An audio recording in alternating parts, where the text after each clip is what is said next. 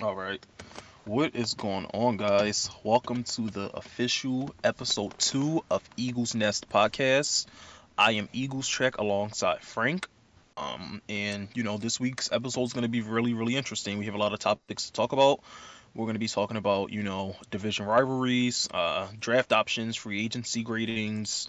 We're going to talk about the running game. We have a lot to dive into. So, without further ado, let's get into our first topic, which will be draft options. Frank, talk to me. What are you thinking about draft options? Before anything, it's a little awkward that you say your username and you just say my name. You're just Yeah, like EaglesTract, and then there's Frank. yeah. Then there's Frank. But no, draft options. I've been thinking about this for a little while, and I'm a little iffy with Jalen Carter. I've been for a little bit, and even though I don't feel like this is going to be a Jamarcus Russell situation, I feel like this is going to be a Josh Rosen situation. If, like, let's say the Eagles do decide to draft him, or if anyone drafts him, because you're looking at someone that was dominant in college, and before he even got close to the draft, there were some signs of him slowing down. He came to a combine or something like 10 pounds heavier, and there was something else, I'm not really sure. Plus, with him only meeting top 10 teams, is a little iffy to me, but it depends really with how he does, like in the next 2 weeks or so.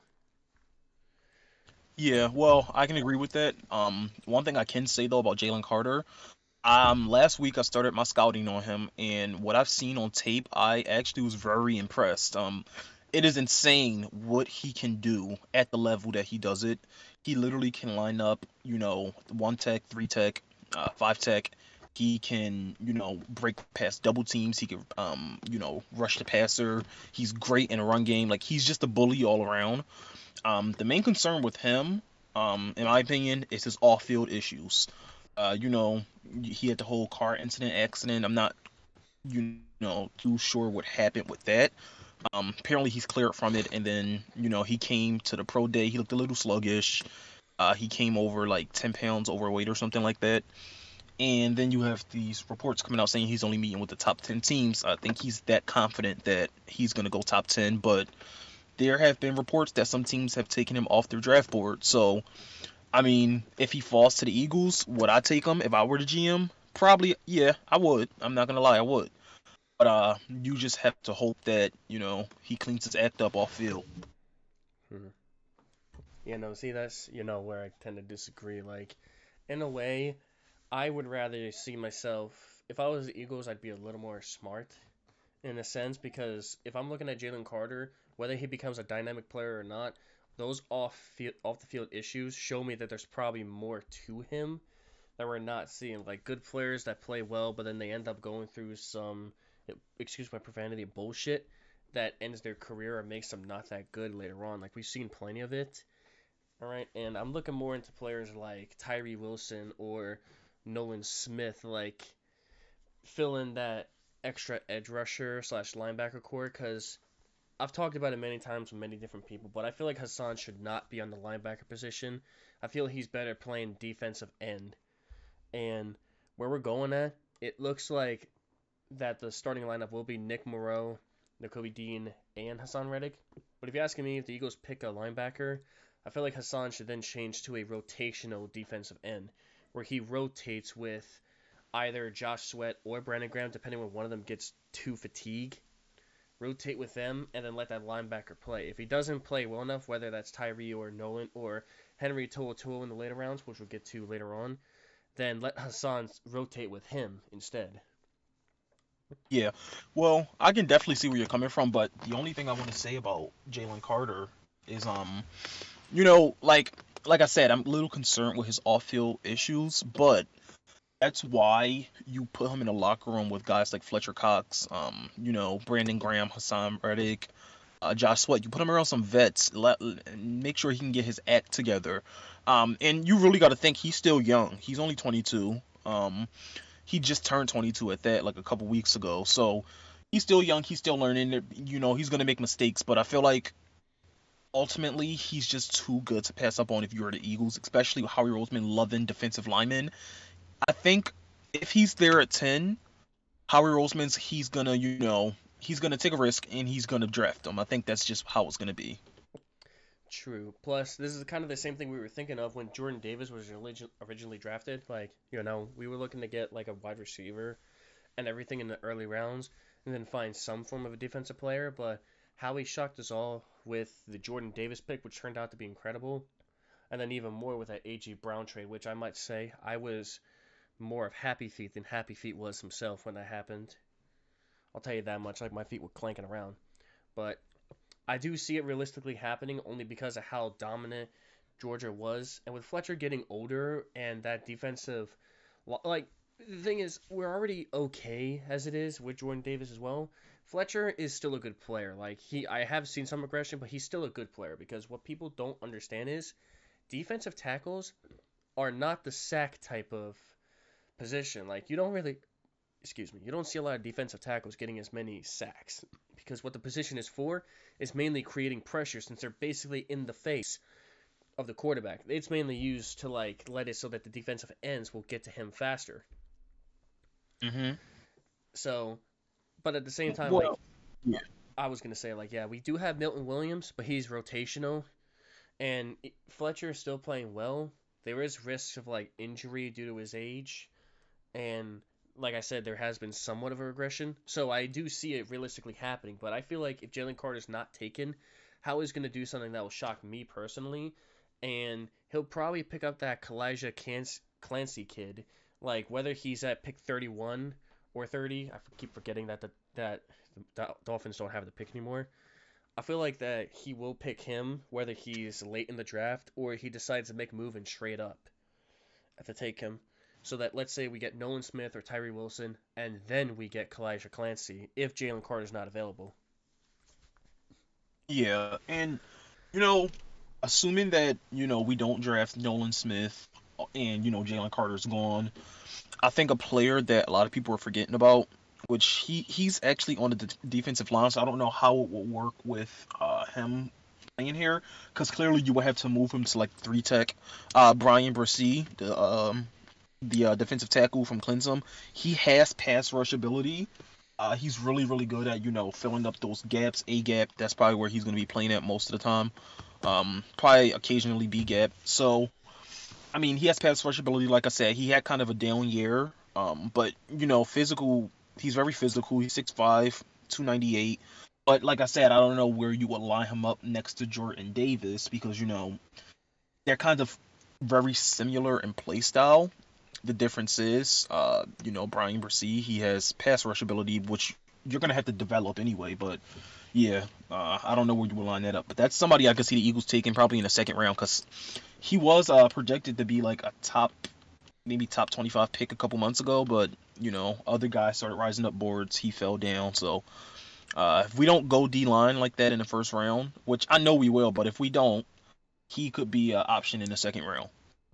True, and I keep talking about like that safety position.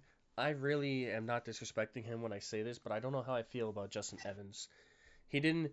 He would have been a decent starter, I believe, on New Orleans, but he was behind players like the Honey Badger and Marcus May.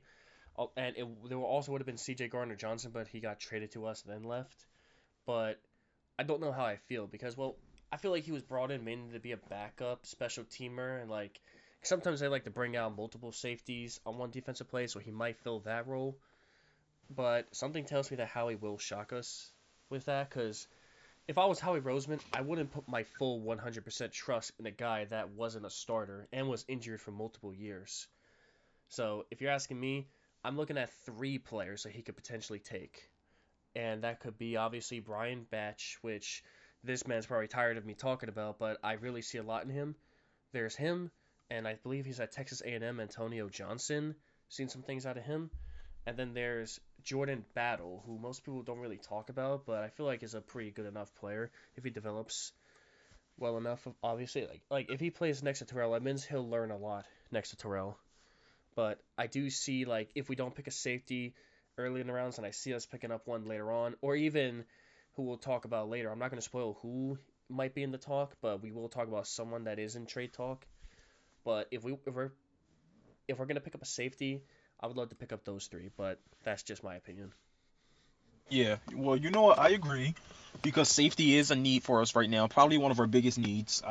Like you said, I'm not too sure about the safety that we just signed. I don't know if he's going to be a rotational player, if he's going to start, if he's just going to play on special teams. I think that we go into the draft looking for safety. Um, I really like Brian Branch. I think that he's an option at, well, honestly, he probably won't be there about 30. So we probably had to trade back from 10 into the late teens to get him. And I like J.L. Skinner from Boise State. He's really good. He's a senior. He's 6'4", 220. He had 4 interceptions, 4 pass deflections. So that's a guy to look out for. And Antonio Johnson, like you said, from Texas A&M, he's another one. I think he's somebody you can get probably in the late second, early third. So yeah, we have a lot of options at safety in the draft. So just got to see how he's gonna do. Yeah, like we already did a mock draft, but if you're asking me, um, I would love to see like certain positions taken in each round. If you're asking me, the first round should mainly focus on defense, like whether that's defensive end or linebacker at pick 10, and then at pick 30, I'm seeing either safety or defensive line, depending what happens on the first pick. Second round, I just found out apparently we have two second round picks. I think like one from New Orleans and one for us. I cannot confirm nor deny, but some mock drafts said there is. I'm probably gonna look that up in a minute. But if we do, I'm looking at a running back and a safety. That's what I'm looking at. If we don't get a safety in the first round, we'll get one in the second round. Third round, I'm looking at an offensive lineman that is like a diamond in the rough. Fourth round, I'm looking at a wide receiver. Fifth round, um, I'm looking at another corner, probably. Like if we could get as lucky as Seattle did, but I see a new corner coming in as more of a special teamer guy. Sixth round, probably another offensive lineman, most likely guard or center or tackle, and of course the seventh round will probably be another running back, depending what we do with Trey Sermon or quarterback actually. Yeah. So one thing I want to touch on, speaking of offensive linemen, is Osiris Torrance. Recently a lot of other offensive linemen started rising boards like Anton Harris. So if you see Osiris Torrance start to fall into the mid 20s, you will probably see a move like the Eagles did before with Andre Dillard. You'll probably see a move up and get him. He's if he falls to mid round in the first, that's a valuable pick. I mean, you have to take him. So I think if we don't trade any of our picks in the first round, you could probably see D line and then offensive guard, or like D line and safety. I know for a fact we have to take D line in the first round, so it's gonna be D line safety or D line guard, D line corner, D line running back, and so on. It's gonna be like that. So Yeah, and according to what I'm looking up, there doesn't seem to be another second round pick, so I have no idea why it says we have like two on another website, but yeah, I mean I'll keep it's looking. because we have Hmm? yeah we have the Saints second round pick next year. I think that's why. Oh, okay. All right. That Yeah, makes it sense. was a finesse of a trade. It really was. I have no idea what we got out of it. No, really, I So don't. I really don't know. yeah, we got a lot out of it honestly, but on to the next topic, we will be talking about division rivalries. What are your take on these division rivalries that we have, and who do you think is our biggest rivalry right now? The Cowboys, because You know, the I Giant, agree. the Giants are fraudulent, and the Washington commies are, in my opinion, really nothing. Like they just got their business bought, ironically, by 76ers owner. I forgot his name. I posted on the Josh story like, Harris. yeah, Josh Harris. I posted a story about him like a day or two ago. I believe that was bullshit. But if you ask me, Washington really doesn't have a chance because, for one, there's really no proper starting QB besides Sam Howell. Really, there's like so many holes to fill in there that I don't see anything happening. Now, I know what some of you are probably thinking. Oh, what about that Monday night football game? We're not going to talk about that, okay? That doesn't exist. But other than that, Giants, we put up like 70 plus points on them the 3 games we faced them. The Cowboys, I feel like this year was kind of a disappointment in the rivalry, if you ask me. Like, yeah, we won a game, but their starting quarterback wasn't playing. Same with us. When we faced them again, Jalen wasn't starting. So it didn't feel right, if you think about it. Like, we both got free wins out of each other. New York was easy, and then Washington was like one lucky play after another, simply because their only good player, Taylor Heineke, they just decided not to bring back. Because like if what I see, if you see a player like Taylor Heineke performing well as he did for you, and yet you have the option to bring him back and you don't, like he was your only real playmaker that wasn't a running back behind a terrible O line. You don't bring him back, you're screwed because of one game by Sam Howell where he did play well against the Cowboys. One game. Now, many will say that the Cowboys weren't trying. Whether they were trying or not, one game does not define the potential starting of that player. Like, training camp and everything may show something, but if you're asking me, they should have kept Taylor Heineke. Instead, they shipped him off to Atlanta. So there's that. New York, there's controversy with a lot of the players, especially Saquon. They gave Danny Dimes like $45 million per year, which is being paid more than like a few QBs. And they tagged Saquon, which I think is disrespectful. Like, I may not be a Giants fan, but I do like watching Penn State. And seeing Saquon treated the way he's treated is disrespectful, if you ask me. That man deserves to get paid. He deserves to get paid no matter what team he's on, no matter how many Super Bowls he wins or loses. He deserves to get paid. And they're not paying him, so he might get traded, or he's probably being fair, trying to get a contract out of them. But they're dealing with that, and I believe even Sexy Dexy or Dexter Lawrence. So with those two controversies with those teams, I don't Yep. even like to talk about them.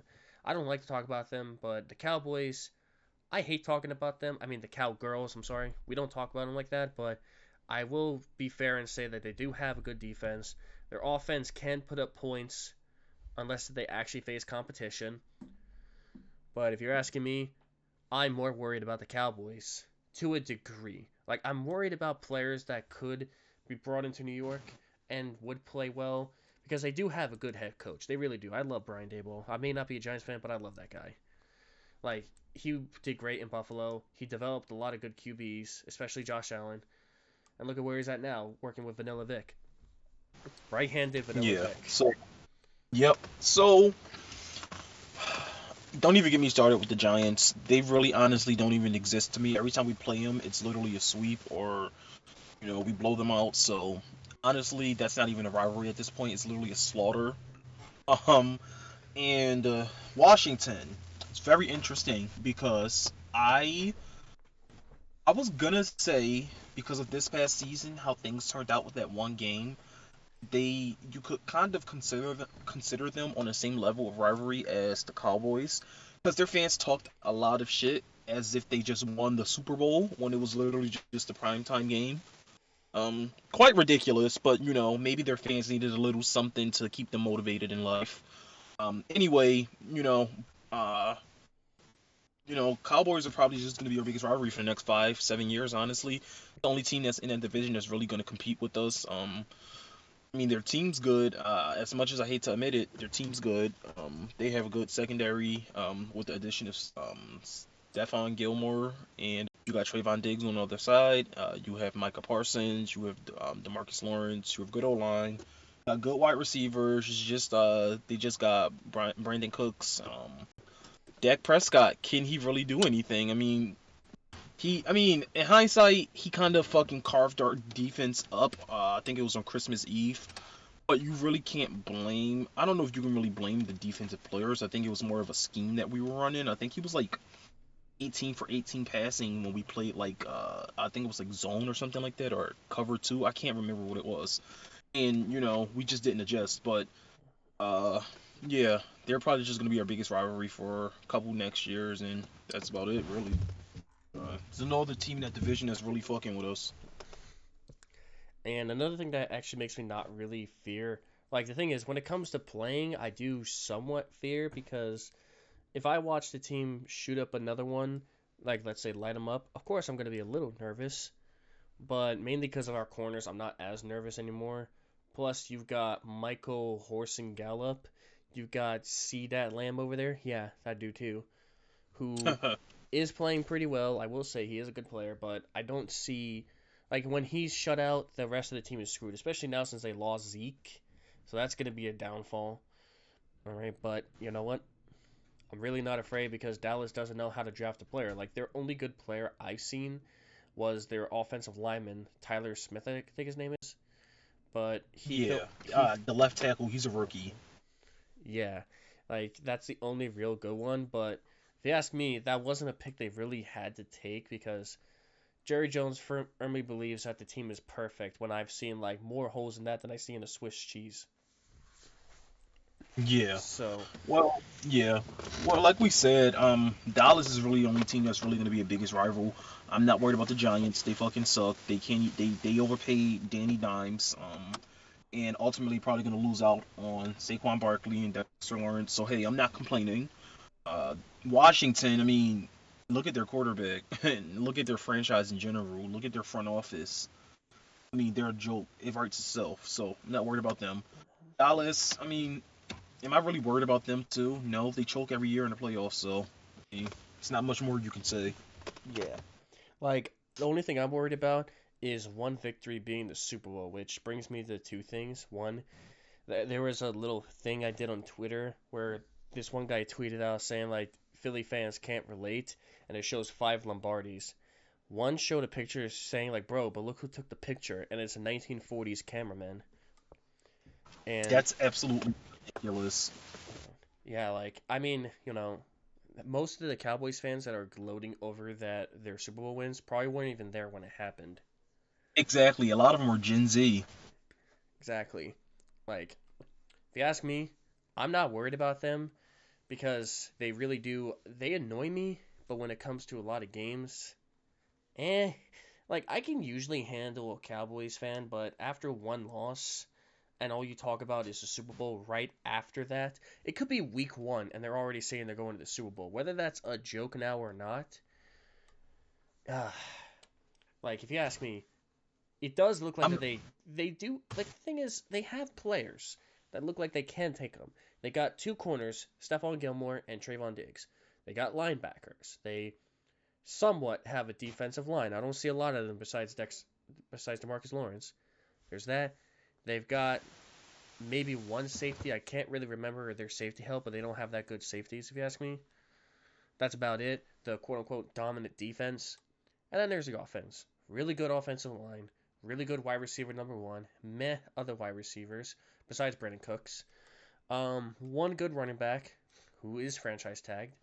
And then there's the interception king. yeah. Well, yeah. Like we said, Dallas, they're all right. They're a good team. They might, give us a little bit of trouble, but ultimately, I'm still not worried about them winning any playoff games or Super Bowls because, like I said, every season, what Stephen A. says, what can go wrong will go wrong.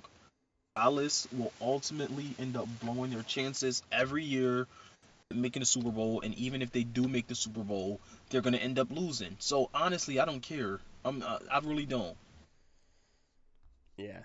Which leads me to the next thing that we're going to talk about, which is potential trades that we might make before, during, or after the draft. Now, during the Yeah. draft, I'll leave that part up to you, but there are two players I'm seeing others looking to trade, and that is for either Devin White or Buda Baker, which, shit. I mean, listen, those are two good players. All I'm gonna say is this: apparently, Devin White on his next contract, he's looking for 18 to 19 million a year. Um, and honestly, I'm not paying him 18 to 19 million a year. Mostly because he is a one-trick pony. He is not good at covering. He can really only um rush the passer. I mean, rush the QB, and um that's pretty much it. And he's a middle linebacker. He's supposed to have good coverage skills. He can't really cover. So what's the point of paying a linebacker 18 to 19 million dollars when they really can't do their primary job? So off rip, I wouldn't sign him. Well, I wouldn't even trade him. A trade for him. So that's off rip. No. Now I'm not sure the details about Buda Baker's contract. I'm not sure how many years he has left or what's on it. But um, honestly, I couldn't care less. I would if I'm Howie Roseman, I'm trading for him. He's a star safety, probably top three safety in the league, depending on who you ask.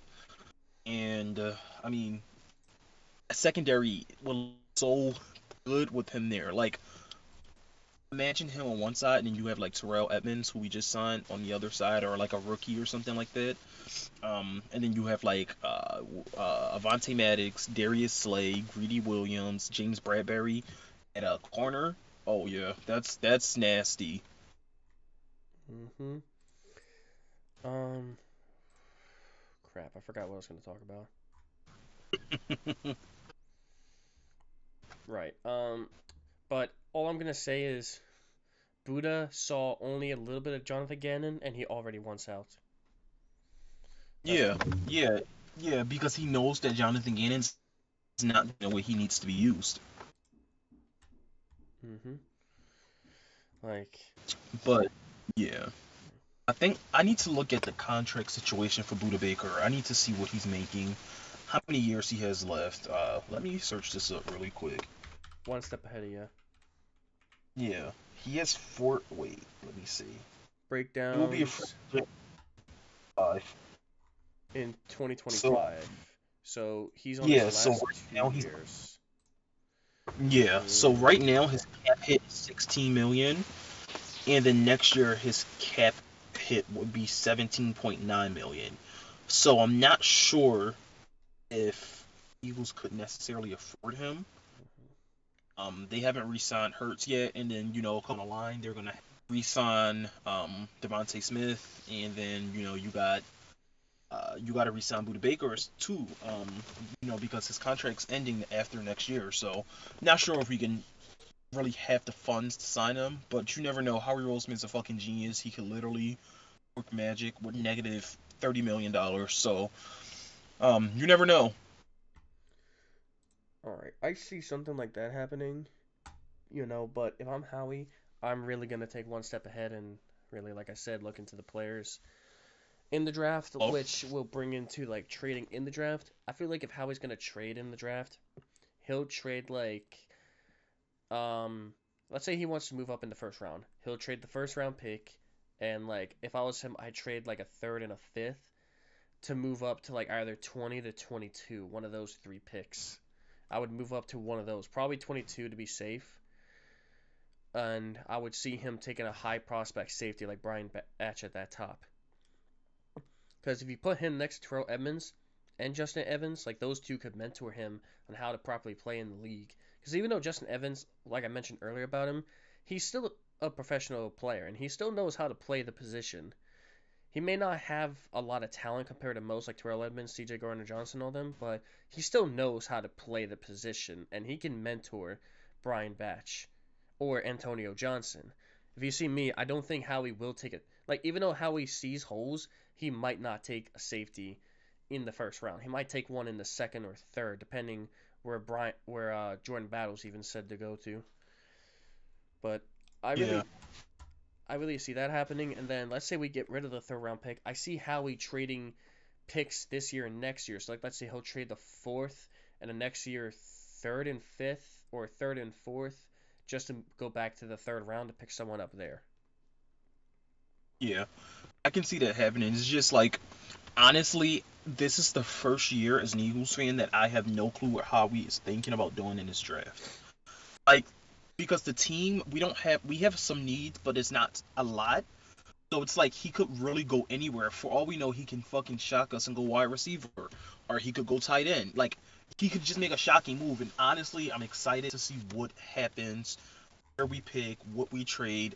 I think ultimately we end up trading back from 10 probably into the early 20s, probably like no later than 22. I think that's Baltimore. But if we're trading back the capital in this draft, especially if he's looking how he's looking like a first next year, team's not going to be willing to give up that much unless there's a player there that fell and in the 20s need a quarterback. Will Levis just happens to fall to 10. there's gonna be a lot of teams calling for that number 10 spot. Let's say Tampa. Tampa's gonna be one of the teams probably calling to move up. So what can we get out of Tampa? Maybe in next year's first, in like a pick or two this year. I don't know, but it's really Or interesting to see, and honestly, I can't wait. or if Tampa really would like to trade, maybe they might even go as far as trade Devin White in that spot just to get up. Like they might do that, but if you're asking me, I'm not giving up the 10. I'm not giving up that 10. If I'm giving up any pick, I'm giving up the late round one because top 10 is Yeah. like the best option available. We could pick literally anyone. If we gotta reach, we're gonna reach. Well, I would, not Howie, but I see us keeping that pick. Or if trade, we're gonna trade down only a few spots, not like drastically down. Like if you ask me, I see who is a team that could we trade down with a little bit. Like I see us trading down with no one actually. I don't see anyone like that I know of right now. But if Howie is gonna trade down, he better make a wise decision, not go down like 17 spots. Well, I think one team we could trade down with. Although they just signed Odell Beckham Jr., I think Baltimore could be a team. I feel like they're looking to, try everything to bring back Lamar at this point. And although they signed Odell Beckham, you could probably start to see some wide receivers go off the board early, like Jackson Smith and Jigba. Um, and then you'll see like guys like Quentin Johnson probably coming off the board. And then at that point, they're probably like, well, maybe we should trade up a little bit. And the Eagles might be there, and they might be willing to move back. Um, Baltimore go up, get their guy, and we get some picks for it. I mean, that's something I wouldn't mind. So you never know. You could see something like that happening. True. But like what's it called? There's even talks of looking into the draft. There's talks of how he wanted to get a player by which I can't say his name, so I call him Double A from Northwestern. That defensive player. I know exactly what you're talking about. Yep, Now, can you give us yep. any film Apparently, insights? well, I haven't done much film breakdown on him, but I know that he is very, very, very athletic. He only stands at 6'2", so he plays edge, so he may be a little undersized in some people's opinions, but honestly, I don't really think that matters. He had a good year. He didn't really have a lot of talent around him to help produce, so his stats aren't gonna be like stand out. Not really gonna stand out compared to like other players, but he's really good player. High motor, physical, strong. So at 30, I think that's a guy that's realistically could be an Eagle. Yeah, I see something like that happening. At the same time, like if we do go with what I want and pick a linebacker or a safety at top 10, which sounds like a lot, but still Jamal Williams went not Jamal Williams, Jamal Adams went up and we saw what happened. If we do go down the route, pick either a linebacker, edge rusher, or even go as far as safety, top 10, I see someone like him being taken at pick 30. Like, Yeah. I love that option. Well, yeah. Well, one thing I do want to talk about on this episode are free agent signings that we made, and we should grade them actually. And I don't know if you want to go first or if I should go first, but yeah. I'll go as far as just say Greedy Williams. I'm gonna give him a C plus. Now, I make Mhm. him I'd let him go lower, but because of his age and his little bit of talent that's shown here and there is potential for him, in my opinion. But like, what's it called? He's young. He's still athletic. He still has a lot of potential. But because I haven't seen much from him or heard much from him, I can't give him that high of a grade. Especially since he played on the Cleveland Browns with a pretty decently stacked up as his secondary. Now, many people saw Greedy as like the new safety of the team, and if we do go down that route, then whatever, hope to God that he's a good player. All right, but because he's just seen to me as more of depth than anything, I can't say anything about him that big, so I have to give him a C plus. Yeah. I'll give the same grade. I don't mean to cut you off, but I'll give the same grade to Yeah. Justin Evans, except I'll give him a regular C because even though he's a veteran, he has played the position for a while. between the years that he was injured and when he didn't play as much as New Orleans, I can't grade him that high. I really can't grade him. He was a great player when he played in Tampa Bay. He got injured. He wasn't on the team. He signed with New Orleans for 1 year. Didn't do anything. And yeah, there is small film of him in New Orleans, but because it wasn't crucial games, I can't say much about him. So he gets a C, just like Greedy, except C plus, obviously. Yeah, well, you know what? I agree with you. I think at first I was gonna say, you know what, I'm gonna give Greedy Williams a B minus, but I think that's too generous. I think that I'm gonna give him a C plus. Mainly because I think that Greedy Williams is an upgrade over Zach McPherson and Josh Jobe. He's not quite better than Avonte Maddox. I think he's a step below Avonte Maddox. So ultimately, he'll probably be a rotational guy with Zach McPherson and Josh Jobe. You'll see them come in probably like on third down packages where they want more than two corners out there or three corners. And Greedy Williams actually plays safety as well, so you could probably see him in some packages playing at safety. Now, is Terrell Edmonds is he a upgrade over Reed Blankenship? I don't think so. I think Reed Blankenship earned that starting safety spot if we don't address safety in the draft or anymore if he belongs to Reed Blankenship. So overall, honestly, the Terrell Edmonds signing, I'm honestly gonna give it a C minus. I'm not a big fan of it, but I'm not. I don't necessarily hate it. See, that's where I go with an A minus. He clearly has had, Really. yes, because he played very well, in my opinion. Like, you can't say he played dominant because he was next to Minka Fitzpatrick, but when it was needed, he got the job done. He got the job done. Even, what's it called? With his youth, he can learn a lot more, play a little better with what we got. Like, CJ, like, came out of nowhere and dominated at the position. So I feel like that the same thing could happen with Terrell. All right, but basically just because of what he's done in Pittsburgh, helping keep that brick wall be a brick wall of a defense, and with of course learning what he did from Minka, I feel like he'll factor that over and be a really good starting safety for us. So I'm giving him an A minus. And one move I want to touch on is the Rashad Penny signing. Honestly, in my opinion, I'm giving that an A plus signing. I think that it is a low risk, high reward move. He's on a 1 year deal, so it's not too expensive. He's still young. When he is healthy, that's the big if. If he can stay healthy, he will be a force to be reckoned with behind that Eagles offensive line. Um, when he was healthy, you've seen flashes of greatness from him. Um, and that was with Seattle's offensive line, who honestly isn't really that good.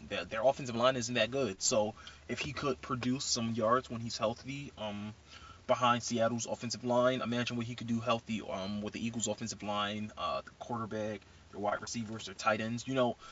I'm really excited to see where this what this move does for our team, and see what he does for the team. True, but there's one thing I wanted to mention real quickly. Now we talk about offensive line is what we're doing at the right guard. My opinion is very easy. Just move Cam to the right. If you ask me, Cam Very. can play the right guard position very well. He learned behind Jason Kelsey, Isaac Seumalo, all those people. I feel like he'll be really good. Like, he won't be dominant, in my opinion, but that's the same thing I thought with Len Dickerson. Look what happened to him a year later. He became a Pro Bowler. After about 2 years of being in the league, he's already a Pro Bowler at his position, which he might even be moved to safety when Kelsey finally. Not safety, what the? Center! Oh my god, that'd be horrible. Oh no. No, when he gets moved to center, when Kelsey eventually retires, which he's earned a framed jersey in my room, by the way. He'll get it soon. But all right, if you're asking me, the guard position set, we have Cam Jurgens. He still played very well when he had to, and I see no flaws. But going back to grading, Nick Moreau is someone I wanted to talk about because I, again, have no idea what to think of. But according to what I've seen, if anybody that plays on the Bears defense that's a starter will get a lot of credit automatically. Even if you're a trash player, you get a lot of credit because that Bears defense is historically amazing, whether you won a lot or not. Everyone knows the Bears for being a good defense. Moreau, I think is okay. Like, I'll say he gets at least a B minus if you ask me. He's a veteran starter. He can teach a lot of people who play that position on how to be obviously better. And if we don't pick a linebacker, I do feel comfortable having Nick on that defense, which I'm only picking for them to get a linebacker is when Nick's contract is up. We don't want to pay him more since he's a little older, which is ironic because I would have paid Kaiser White a lot of money. Not as much, but around the same amount that he got when he went to Arizona, which is why now I'm kind of freaking out in my head over linebacker. But not as much Yeah, anymore. Well, I mean, yeah, like I said earlier, if we do Hassan's rotational plan with defensive end with him and Graham, then I'm gonna start panicking a bit. yeah. Well, you know what? I agree with you. I like the Nick Morrow signing. I think that this signing is similar to what we did last offseason when we signed Kaiser White. No one really expected much out of him, but beginning of the season, he played extremely well. Halfway through the season, he kind of slowed down. He wasn't bad, but he wasn't, great. But he was solid for the Eagles. He did what he was supposed to do. So I kind of feel like this is sort of a similar move. Hopefully works out, so we don't have to, go through another year of bad linebackers when you remember the Nathan Gary days. Uh, yeah. So hopefully,